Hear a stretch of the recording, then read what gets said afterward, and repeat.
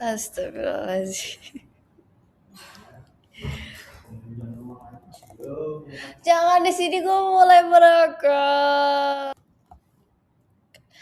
Assalamualaikum warahmatullahi wabarakatuh. Perkenalkan, nama saya Divya Zalfavrela dengan NIM 15234240092. Di sini saya ingin mempresentasikan ide usaha saya untuk mata kuliah usaha dan jasa transportasi. Ide usaha yang bakal saya presentasikan proposal ini yaitu Ridecare. Jadi Ridecare ini adalah layanan transportasi berbasis motor yang meningkatkan aksesibilitas untuk lansia. Jadi diutamakan itu adalah lansia lanjut usia. Oke. Jadi apa sih latar belakang saya memilih Ridecare ini? Jadi pertumbuhan jumlah penduduk ini di lanjut usia di Indonesia tuh terus meningkat. Nah, pertambahan angka harapan hidup, perkembangan wilayah di perkotaan. Kondisi ini kadang menimbulkan kebutuhan untuk layanan transportasi yang tidak hanya efisien, tapi juga aman untuk orang yang sudah lanjut usia atau lansia. Nah, sistem transportasi ini yang tersedia masih sangat sedikit di layak umum. Jadi pada layanan umum tuh kurang memperhatikan aspek kenyamanan untuk beberapa orang yang sudah lanjut usia. Nah, keterbatasan ini menyebabkan lansia itu sering mengalami kesulitan dalam melakukan aktivitas. Contohnya perpindahan dari suatu tempat ke tempat lainnya, apalagi seperti ke fasilitas kesehatan, tempat ibadah, ataupun kegiatan sosial lainnya. Oleh karena itu, saya memilih inovasi layanan transportasi ini dikhususkan dan dirancang untuk kebutuhan mobilitas untuk lansia agar nyaman, aman, dan keberlanjutan. Nah, selanjutnya ada yaitu peluang pasar. Nah, karena mobilitas lansia ini memiliki karakter yang rutin secara berulang, ini juga menciptakan potensial juga pasar akan relatif stabil. Jadi karena sering terulang, sering terpakai seperti mengantar ke fasilitas umum itu sering. Jadi ini akan menargetkan pasar seperti lansia, terus juga membuka peluang besar bagi perkembangan usaha transportasi khusus yang berfokus pada keselamatan dan juga kualitas layanan.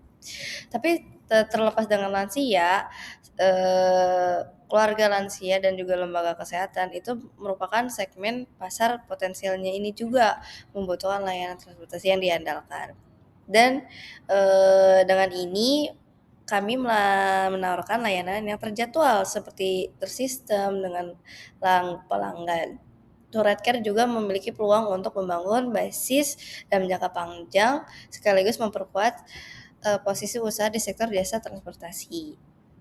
Nah, jadi kami ini menawarkan beberapa jenis transportasi. Nah, Ridecare ini memiliki 3 yang utama. Yang pertama yaitu Ridecare Health. Nah, ini tuh layanan antarjemput untuk keperluan kesehatan. Jadi antarjemput si sang lansia ke tempat kesehatan. Contohnya kayak klinik, terus juga pemeriksaan rutin seperti terapi. Nah, layanan ini juga memberikan perjalanan yang aman dan nyaman bagi lansia untuk kesehariannya gitu.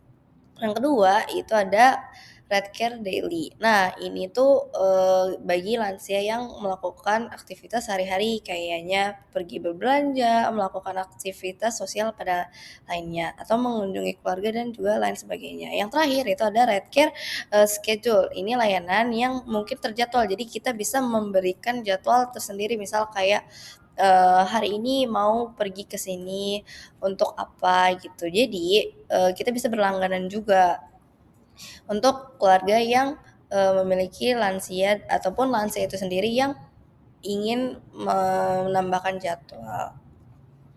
Nah, kita lanjut ke segmentasi dan juga nilai tambah. Dari segmentasi pelanggan itu yaitu lansia itu sendiri. Jadi kebutuhan usahanya itu adalah transportasi yang aman, nyaman, dan mudah diakses. Untuk keluarga lansia, ini jaminan keselamatan untuk si lansia itu sendiri saat berpergian kita merasa lebih nyaman kalau orang tua kita tuh sudah ada pendamping. Nah, untuk lembaga fasilitas lansia ini juga bisa melakukan layanan antar jemput rutin, jadi yang lebih aman dan juga diandalkan. Nah, nilai tambahnya itu ada kendaraan yang ramah, pengemudinya terlatih, dan juga pendamping yang selalu mengikuti gitu. Terus juga nilai tambahnya untuk keluarga dengan rasa aman, terus juga layanan yang terjadwal dan juga kendala layanan khusus lansia. Keandalan. Terus yang terakhir untuk lembaga yaitu sistem langganan. Jadi dipastikan terjadwal gitu. Oke, selanjutnya ada analisis SWOT. Dari 4 aspek ini, yang pertama ada stres atau kekuatan. Nah, kendaraan ini dimodifikasi itu ramah untuk lansia. Terus juga pengemudinya terlatih, terus juga layanannya terjadwal. Terus juga ada nilai sosial yang tinggi untuk meningkatkan kepercayaan pelanggan dan juga keluarga lansia.